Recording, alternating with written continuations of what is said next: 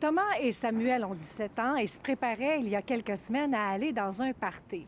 Parce qu'ils ont eu un mauvais pressentiment, ils ont décidé d'arrêter en passant à la pharmacie chercher une trousse de naloxone. Ils m'ont fourni ces images de la fête qui se déroulait dans un endroit privé et où il n'y avait pas d'alcool.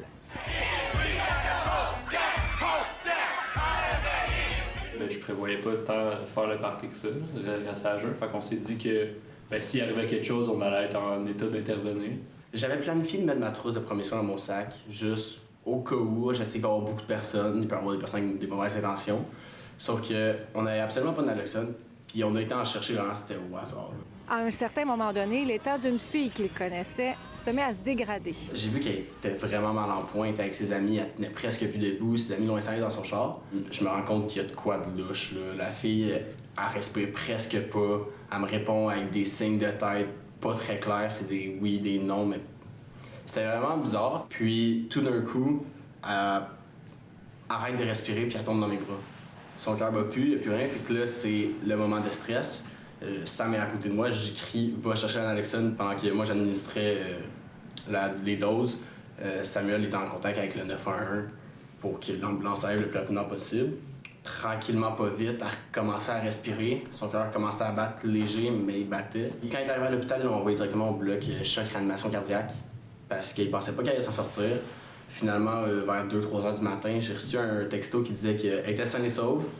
Et puis, son petit copain m'a dit que le médecin lui avait dit que j'avais sauvé la vie. Il faut dire que les deux amis sont très conscientisés parce qu'ils ont suivi à l'école secondaire qu'ils fréquentent à 2 reprises des cours de secourisme.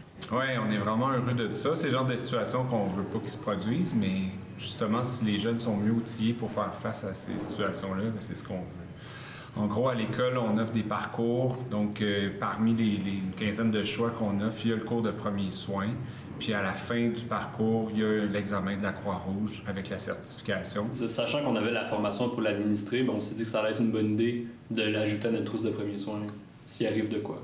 Puis moi, je me souviens qu'elle m'avait dit « Je pense que je me suis fait piquer, mais je suis pas sûr. » C'est dégueulasse. Ouais, vraiment, comme c'est un party parce que c'est des jeunes autour de la majorité qui sont juste là pour s'amuser. Faut juste essayer de conscientiser le monde pour essayer de comme...